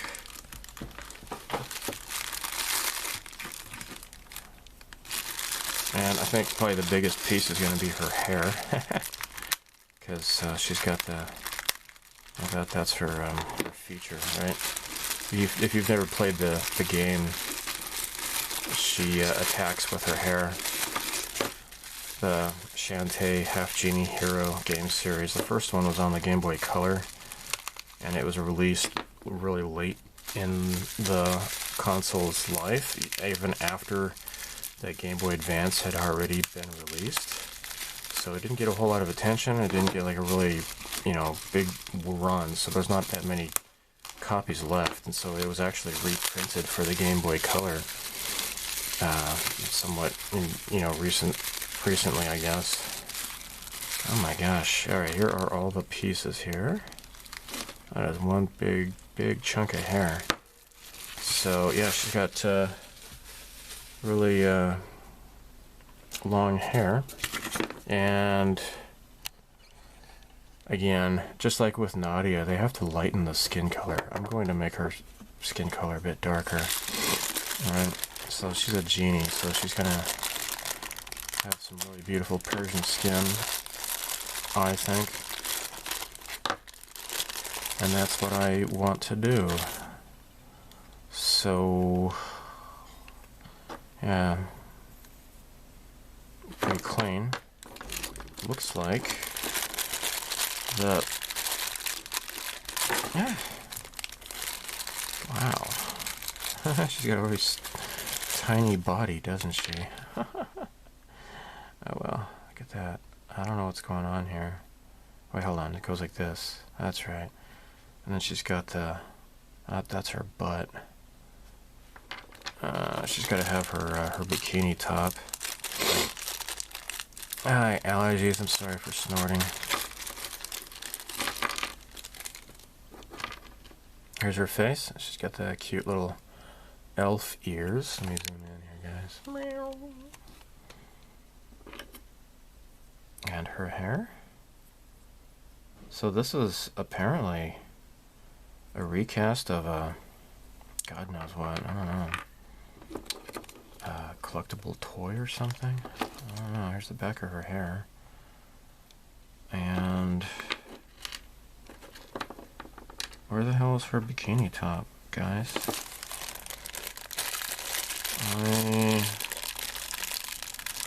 Do not see. Oh, I found it. I got it. So she's got the harem pants, and here we go. This is it here. So that's gonna fit onto here somehow. There you go. Nice fit. And this is gonna go like so. Man. Yeah, this kit's like just all hair pretty much, huh? Wowee. And she's got these jewelry and these are earrings or something? I'm not sure exactly. I have to look at the instructions. It actually comes with instructions, which is great. Because some of their stuff doesn't even come with instructions. And, yep, I was right, those are earrings. Which seems to look different than what they've got here. Let me see. So I think these will just go on her ears like so. Weird. Oh, she's got a necklace too. So yeah, this is it's gonna make it be able to paint them in sub-assemblies, thereby negating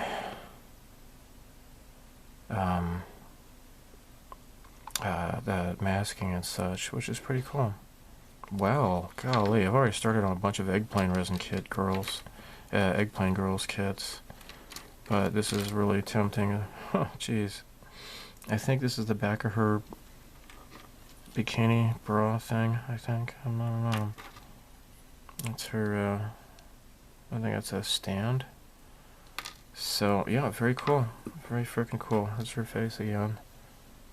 And I'm not so sure about those weird eye decals, but at least you get a choice of 2 different types. But there she is. Really cool.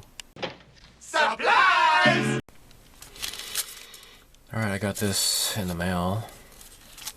This is like a double density blue. Check this out. Let me load this up here for you to look at. There we go. That is cool. Now to give you perspective,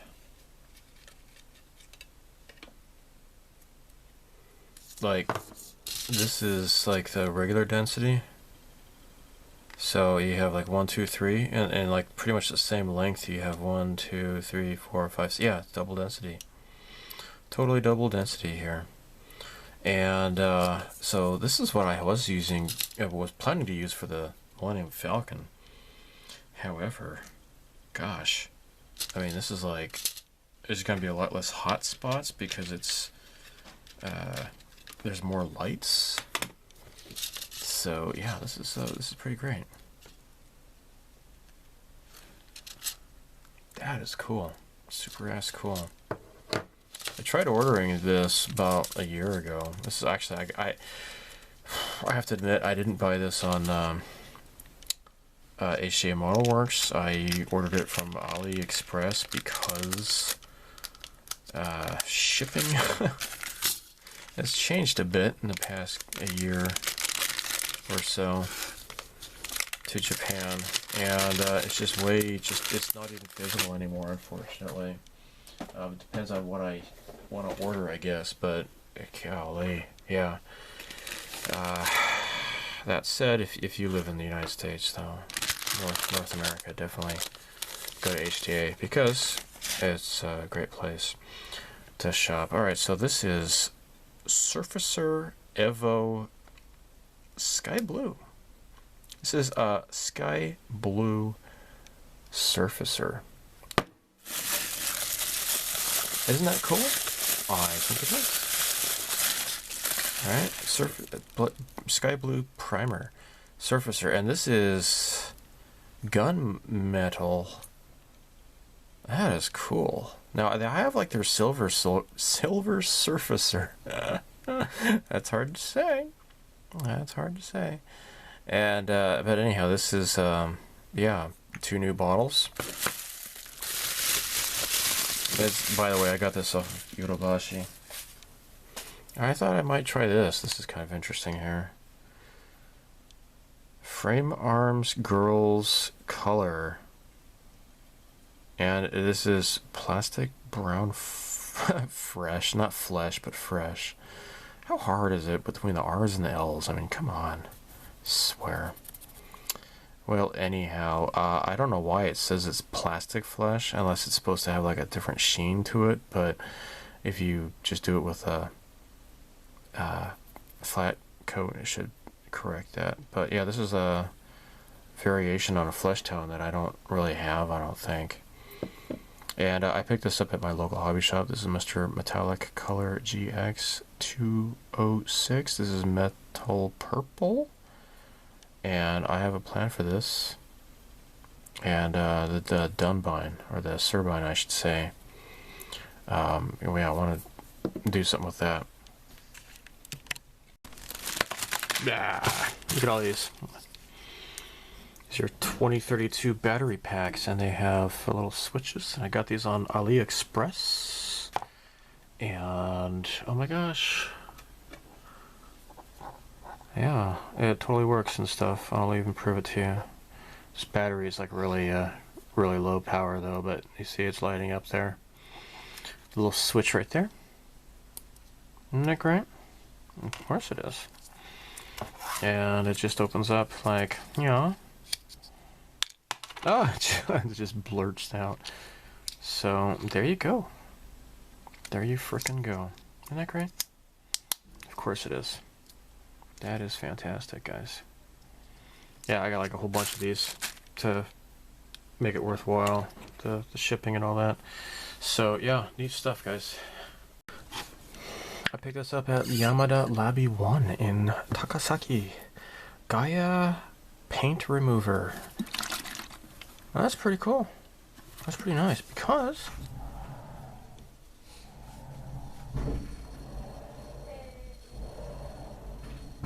One, two, three. Mr. Hobby's paint remover only comes in this little tiny little thing here. So a lot of times I'd like to just fill it up in like a little reservoir and just soak parts to remove the paint. And 250 milliliters versus, what is this, like 40 milliliters? This is a pretty nice way to go. I don't know if Krios has made a larger size one than this. I don't know, but I found this and I'm happy. So there. The end. Coming up in April, there is going to be a Ramen vending machine model kit by Hasagawa. This is going to be 1/12 scale, and that's going to be released in early April, and I am sure to pick this up. I've picked up the other ones so far, and I think these are really, really great. So they have the real vintage Showa period style ambiance to them, and they just look really, really cool. So yeah, I'm definitely going to pick this one up. Alright, on YouTube, this is Gary Hughes. Only 314 subscribers, or at least as the time that I took this snapshot here. This guy does some really, really fantastic Trek modeling. Check him out. He does a lot of really cool lighting effects and everything. So yeah, check out his channel. Next up, Plastic Star Wars. Only like 1,500 subscribers so far. Really cool stuff this guy does. Check out his channel. And as I mentioned, there is one hobby channel on Rumble that I found. This is Hobby View. And this guy does some occasional hobby related uploads. So if you have a Rumble account, check out this guy's channel. He doesn't have a whole lot, but you know, it's better than, like I said, Rumble. It's either conservative politics, occasional dog videos, and then that's pretty much it. But at least this guy is trying to break up the monotony. I encouraged him to go to Odysee because, as I said before, Odysee, there's a lot more variety of videos and such, and not just you know, conservative politics and such. So anyhow, there you go.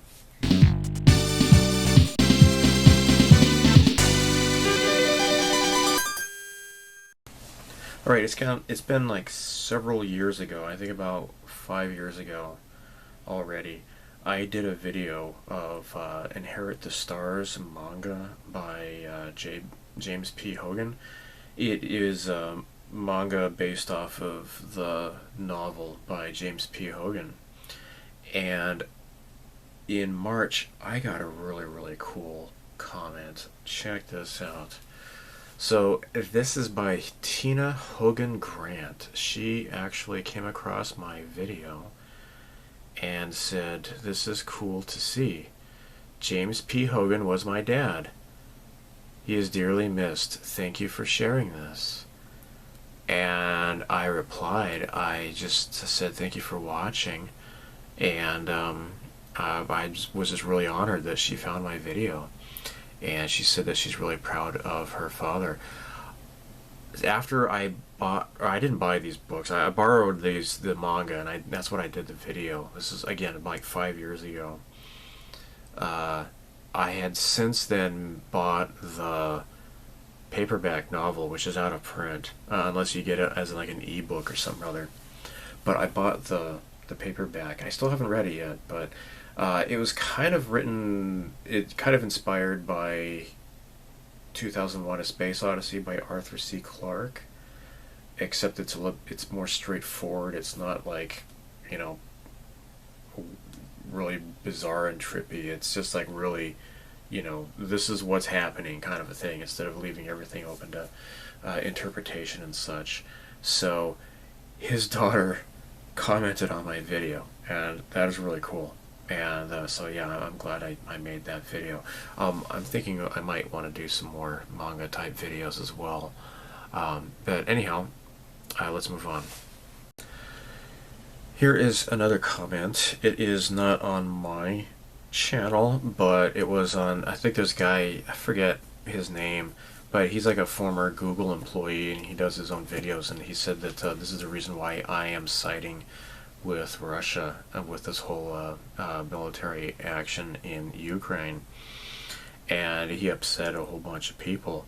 Well, I found this interesting comment here. So somebody, Body Some, he said 9.7 thousand likes against 13,000 dislikes.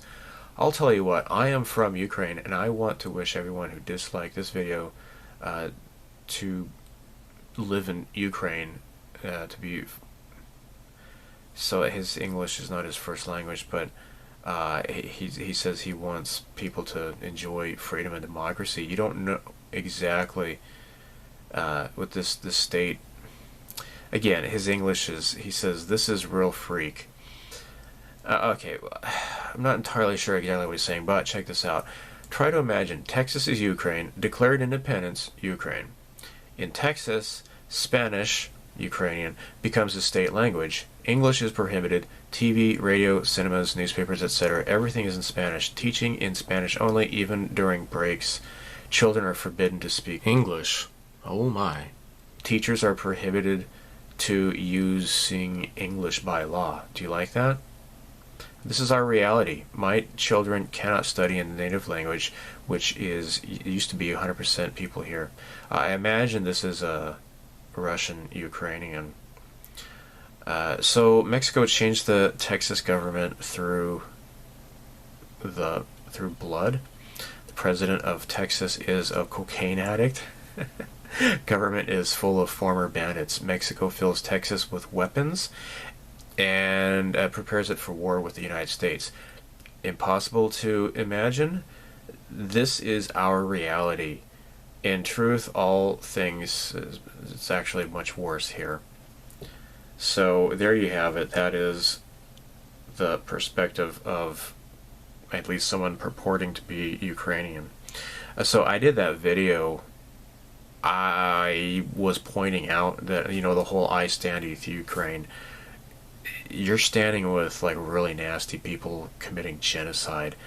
The Treaty of Minsk, the Minsk Agreement, has been completely ignored for several years, and there is no sign that Ukraine would ever want to do anything to fulfill their end of the bargain whatsoever.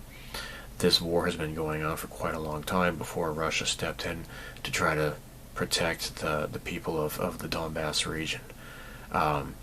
It's sick how completely one-sided the media is. I live in Japan, and everything is 100% pro-Ukraine. That's the way it is in the United States, apparently, as well. It's really stupid and pathetic. Even if the people of Donbass are a bunch of cretins, if they don't want to be a part of Ukraine anymore, it's best to, since there's a war going on and all that, genocide, people, I would hope people don't like that, separate them, keep them apart from each other, right? I support Brexit. Imagine if the EU was bombarding the UK. I would support Brexit even more. It's the same situation as what's going on in Ukraine. I just can't imagine how that's difficult for people to grasp. Now on for some stupid comments. This guy, Lars Hedeke, said, "You probably like Trump too." He misspelled too, but Vasily said, "Yeah, obviously you are new around here." And Lars responds, he says, "Nope, not new here." Now, check out that little red icon next to his name. That means he is subscribed. This guy had been subscribed to me for many years, and he unsubscribed. I told him, just unsubscribe if you don't like what I have to say. The guy ranted further and further. I saw a lot of people responding to him, and the guy's a complete tool. He can subscribe to me but not watch my stuff, whatever. Obviously he wasn't a rather regular watcher. When he says stuff, "Oh, you probably like Trump too." Yeah, I think probably a lot more people are liking him more nowadays, especially in light of the whole Joe Biden thing. The kid sniffer's been ruining the country quite magnificently this past year. Now, if you look up above, this guy Matthew Godfrey, this guy is like obviously a freaking Nazi, and I ended up just telling this guy to take a hike. He's a Hitler fanboy. It's just I really don't get this stuff. I mean, people can say, well, it wasn't 6 million Jews, it was less than that, or whatever. You cannot. It's obviously the concentration camps were not like vacation resorts or whatever, right? You don't. It's just I don't. It's just completely stupid. All right, people were being killed in these places. The liberating armies found these people. They weren't just starving because that was just something new or whatever. It's ridiculous. My parents have met people from that generation who grew up in Germany. There are Holocaust survivors. Not all of them are Jewish. So if people think that every single Jewish person, they all share the same brain and they're all in on like a big secret and it's just a big hoax or whatever, they're like, I remember I read a book by a woman named Corrie ten Boom. She was a Christian. She was not Jewish, and she was she and her sister were put into concentration camp because they were helping hide the Jewish people, and her sister didn't make it. I read her book. You can say, well, maybe the Diary of Anne Frank is a forgery, it's a hoax or whatever. Fine, I'm willing to entertain that idea. Fine, but if you say that Hitler was on the right side of history and all that kind of stuff, that's just way too much of it. And people think I'm a conspiracy theorist. That is just a bunch of crap. Yeah, so I ended up just, because he went on You know, the only people that need to worry about National Socialists are communists and globalist elites. I'm like, that's just, whatever. Whatever.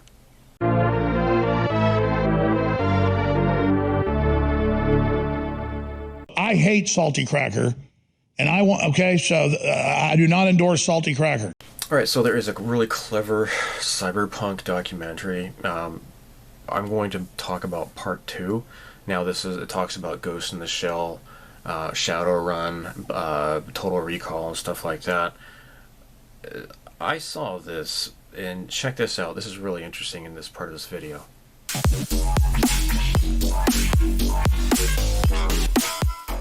Crusader No Remorse and its sequel, Crusader No Regret, tackled the concept of an authoritarian world government. You play as the Silencer, an enhanced super soldier under the employ of the World Economic Consortium. In the 22nd century, after an extended decline of economic and social welfare, the WEC have a stranglehold on the population.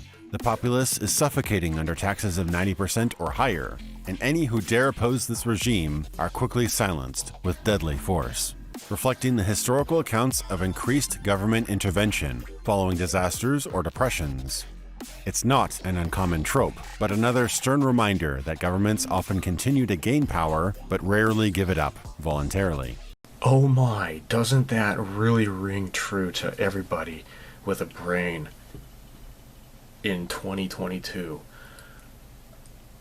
This game came out in the 90s, and, you know, the World Economic Consortium, what about the World Economic Forum, right? Too many. This is almost like a really prophetic game. It's amazing. A global one world government and total, you know, totalitarian control. You would think that something would be necessary to trigger that sort of a reaction to lead us to that sort of thing. Gee, I don't know, maybe like a virus or something? Yeah, really interesting video. So when I saw that, I'm like, this is very, very prophetic game. Very prophetic. Well, I think this video's been going on long enough. I'm gonna hopefully come up with a 2021 Stuff and Things Part 2, and I still haven't done that. March is now almost over, and I still haven't done that, but hopefully I'll get started on that. I've been busy just enjoying hobbies and stuff, kind of not really been in the mood to do that.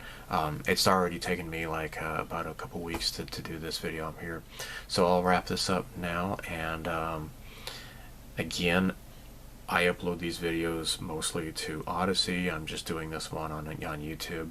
I'm just not allowed to speak my mind on YouTube, so I encourage people, set up an account on Odysee, set up the alert, and then when I upload something to Odysee, you can watch it there that way. So until next time, live long and prosper. May the force be with you, and so long. Thanks for all the fish. Bye.